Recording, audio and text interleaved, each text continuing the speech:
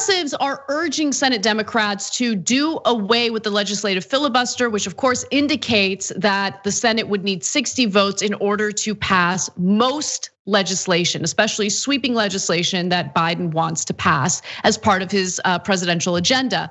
Now, we got word that Senate Majority Leader, or former Senate Majority Leader Mitch McConnell, had held up negotiations regarding the rules in the Senate, which he has to negotiate with the incoming Senate Majority Leader Chuck Schumer, because he wanted a promise on paper, a written commitment that the Senate Democrats would not do away with the filibuster.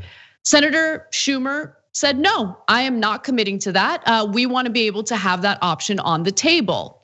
Well, we just found out that Mitch McConnell has decided to agree. Okay, that's fine. We have the power sharing rules in place. Let's sign off on this. Let's get the process going. And people were wondering why the change of heart? Well, it turns out that there are two Democratic lawmakers, conservative Democrats, Joe Manchin and Kyrsten Sinema, who have committed to voting no on doing away with the filibuster.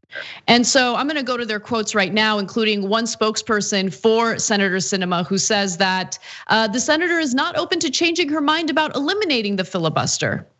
So she's not even open to that discussion. She wants to maintain the filibuster, which, by the way, makes it abundantly clear that the policies that the Democratic Party want to pass will be impossible to pass because they are not going to get enough Republican senators to sign on with them. They will serve as obstructionists. And Kyrsten Sinema, a right-wing Democrat, has decided to side with them. Fantastic. Same with Joe Manchin.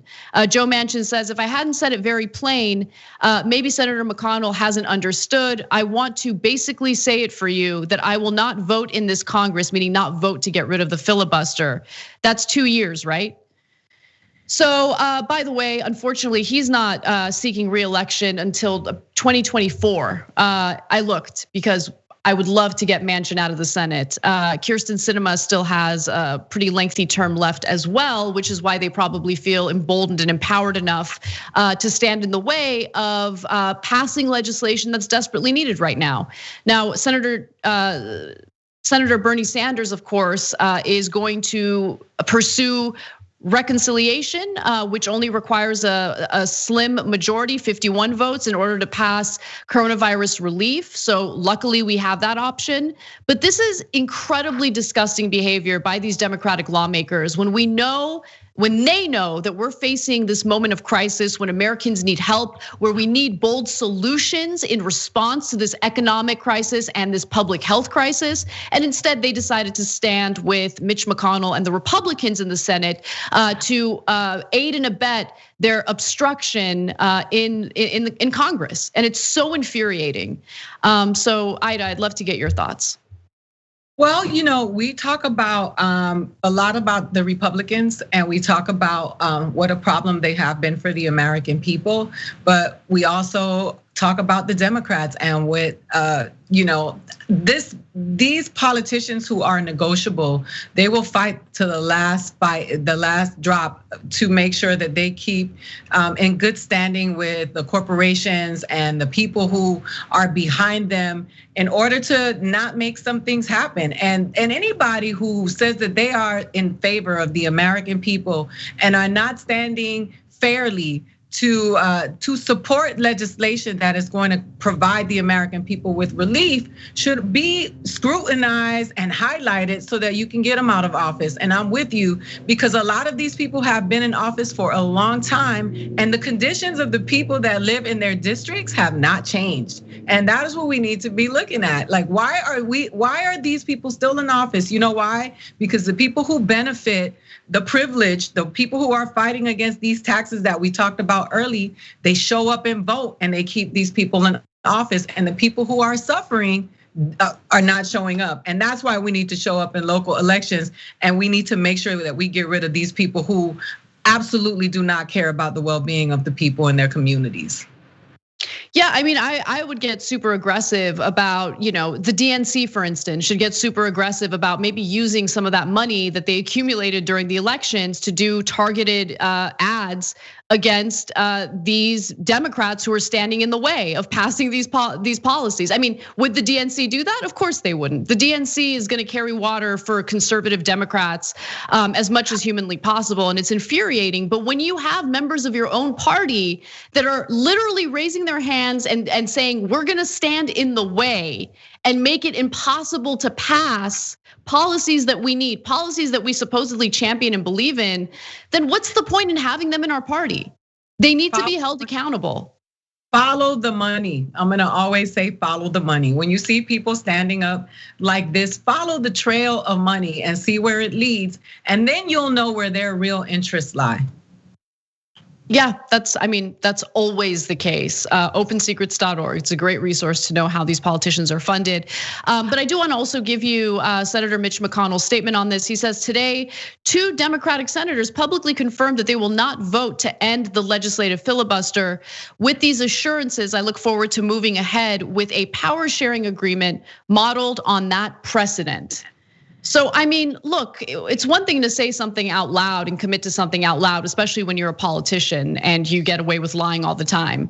But it's something completely different to have to follow through on it. I would love to see them avoid following through on this verbal commitment to maintaining the filibuster. Unfortunately, based on Senator Sinema and Senator Manchin's track record, I think that they're being honest and they're gonna, go along with what Republicans want in the Senate by maintaining this filibuster. It just sucks that we have to rely on, Bernie Sanders using reconciliation in order to pass coronavirus relief. Again, it shouldn't be that complicated. It shouldn't be difficult to pass policies right now when we have majorities in both the House and the Senate. If the case were flipped and you have Republicans in control, they're gonna get what they want done. They're not having a discussion. They're not gonna be bullied around. They vote together as one coalition, regardless of what happens. I mean, even with the president, provoking an insurrection, you'll get some Democrats. Some senators and some some members of the House, Republican members of the House, that will vote along with Democrats to impeach Trump. But by and large, the majority of lawmakers on the right still go along with Trump because it's really hard for them to ever turn their backs on their party. They put party before everyone else. And I'm not saying that Democrats need to do that, but when it comes to common sense policies like raising the minimum wage right now, like providing real coronavirus relief that benefits ordinary workers as opposed to major multinational corporations, why is it so hard for these conservative Democrats to be on board with their party? It's incredibly infuriating. So. And it is what we've been talking about. It didn't change on January 20th. It didn't change on November 3rd. And it's not gonna change until the people show up and start voting these people out of there. Because the truth is that they show their true colors, and we have to believe people when they show us who they are. And at this point, that's what we're doing, ignoring the signs that we see when people show us who they are. And we have a petition on this, so share your thoughts, weigh in by going to tyt.com/petitions/filibuster. That's tyt.com/petitions/filibuster. And it calls for an end to the legislative filibuster in the Senate. Thanks for watching the Young Turks, really appreciate it. Another way to show support is through YouTube memberships.